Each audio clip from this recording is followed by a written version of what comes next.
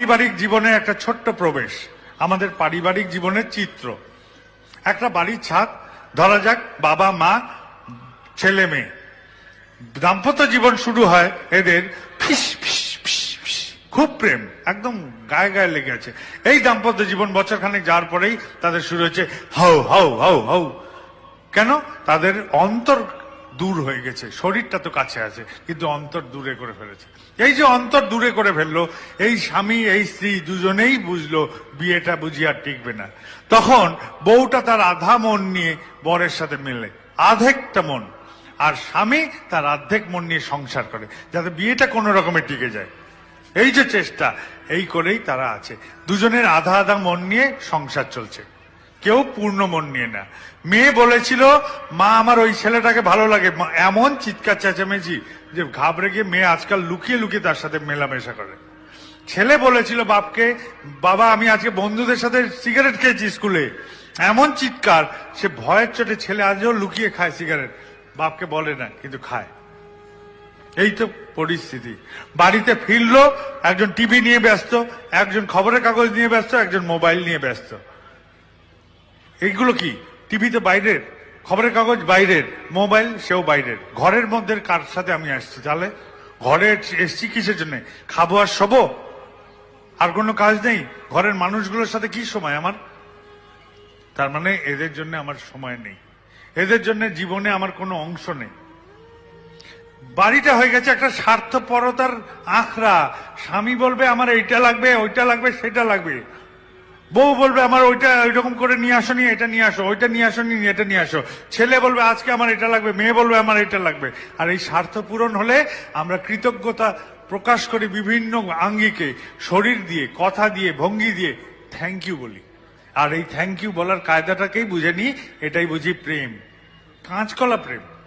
আমার বউ আমার রান্না বান্না করবে না, দেখাশোনা করবে না, তাও আমি তাকে ভালোবাসি, এটাই হচ্ছে কথা। আমার স্বামী আমার খেয়াল খবর রাখবে না, তাও আমি তাকে ভালোবাসি। আমার বাবা আমার কাপড় চোপড় দেবে না, তাও আমি তাকে ভালোবাসি। প্রেমে কোনো শর্ত নেই, কোনো স্বার্থ নেই, শর্তহীন স্বার্থহীন যা তাই প্রেম হতে পারে। তাহলে আমাদের বাড়িতে প্রেম নাই, আর অন্য কিছু আছে। কেউ কাউকে যেন সহ্য করতে পারি না, সবাই আধা আধা মন নিয়ে এই পরিবারে থাকি। আরো ভয়ঙ্কর জিনিস, ছেলেকে শেখাই বাবা সত্য কথা বলবি, আর পাওনাদার এলে বলে দি বাবা বাড়িতে নেই। ওই যে মা শেখায় যে আমাকে যে বাপ গুরুজন কথা শুনে চলতে হয়, সেই মাকেই দেখে ছেলে রাত্রিবেলা তুমুল ঝগড়া করতে বাপের সাথে। ছেলে বুঝলো ভালো কথা শোনার জন্যে, মন্দ কথা করার জন্যে। কি হবে? সে তো গুয়ে মাছি হয়ে যাবে, যেখানে আবর্জনা দেখবে সেখানে গিয়ে পড়বে। সে মৌমাছি বানাতে গেছিলাম আমার ছেলেকে, উড়ে উড়ে মধু সংগ্রহ করবে আমার পরিবারের জন্য, সমাজের জন্য, সে তো হলো না, সে গুয়ে মাছি হয়ে গেল। আজে বাজে জিনিস নিয়ে আসে, স্কুলে গেলে গালাগাল শেখে, মন্দ আচরণ শেখে, আর শেষে একদিন নেশাও শিখে আসে। এইরকম একটি পরিস্থিতি নিয়ে একটি পরিবার এসছে আমার কাছে, এসে বলছে যে দাদা আমার পরিবার এলোমেলো হয়ে গেছে, আমাকে বাঁচান। আমি বললাম আমি মানুষ, আমি কি বাঁচাবো? একটা ছোট্ট কথা বলি, সোজা কথা, রাত্রির বেলা সবাই একসাথে খান, দিনের বেলা সবাই তো আলাদা আলাদা সময় বেরিয়ে যান কার্যক্রমে, রাত্রিরে একসাথে খান। হাতের এঁঠো শোকাতে দেন, এঁঠো হাত শুকিয়ে যাক সম্পূর্ণ। শুকিয়ে গেলে গল্প উজাড় করতে থাকেন, হৃদয় খুলে গল্প করেন, প্রত্যেকের হৃদয় খুলে গল্প করেন। আজ তো ঠাকুর ধরেছেন, এক বালতি জলে নুড়ি ফেললে কম্পন উঠবে, এই কাঁকরের টুকরো যদি আপনি সমুদ্রে ফেলেন হারিয়ে যাবে, কেননা জল বড় বলে। আপনি তো ঠাকুর ধরেছেন, এখন তো বালতির জল থেকে সমুদ্রের জলের মতন করে বড় হতে শুরু করেছেন। এখন তো গ্রহণ করেন, পরিবারের অশান্তিগুলোকে গ্রহণ করে নিরাকরণ করেন। গ্রহণ করার ক্ষমতা না থাকলে নিরাকরণ করবেন কি করে? খোলেন সবাইকে, হৃদয় খুলে কথা বলেন, আর হাতের এঁঠো শোকানো অবধি গল্প করেন, একদম শোকাতে দেন। রাত্রিরে শোবেন, ভোরবেলা উঠবেন, একসাথে সবাই প্রার্থনা বসেন। 1-1.5 মাস বাদে ছুটে এসছে পরিবারটি, বলছে দাদা কি আনন্দে আছি, কি আনন্দে আছি, খুব আনন্দে আছি। আপনারা করে দেখতে পারেন নিজেদের পরিবারে, রাতের ভোজন একসাথে করেন, সকালের প্রার্থনা একসাথে করেন, কি হবে? আরে যে মাটি রান্না করতে গিয়ে তেল ছিটকে এসে ফোসকা ফেলেছিল, কেউ জিজ্ঞেস করতো না, মেয়ে এসে আজকে মলম লাগিয়ে দিল।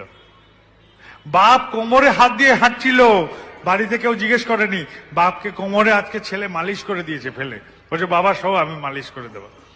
ছেলেকে বাপ বলেছে যে দেখ বাপ, নেশা করিস না, নেশা করলে তোর জীবন নষ্ট হবে, তোর পরিবার এরপরে আসবে তোর জীবনে, তারা তোকে দেখে পালাবে, হতাশায় ভুগবে, কষ্টে থাকবে, তুই নেশা বন্ধ কর।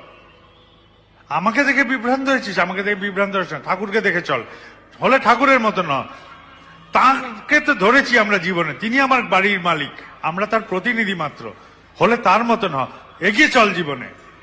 হতে পারে এই কথা শুনে আমার গুয়ে মাছি ছেলেটা আবার মৌমাছি হওয়ার চেষ্টা করবে, আর ওই মেয়েকে মা বলবে তুই যখন ছোট্ট ছিলি কাঁদতিস মেয়ে মেয়ে করে, তখন মাঝ রাত্রিরে যখন ঘুম ভাঙিয়ে দিতিস আমার, তখন আমার শরীর টানতো না, আমার মনে হয় ঢুলে পড়ে যেতাম, সারা সংসারের বোঝের পরে ওইটুকু ক্লান্তি আমার কাটতো না, তাও তোকে ভালোবেসে আমি দুধ খাওয়াতাম, তোর কাপড় বদলাতাম, আজ তুই এলোমেলো চলিস রে মা, তাহলে আমি খুব কষ্ট পাবো।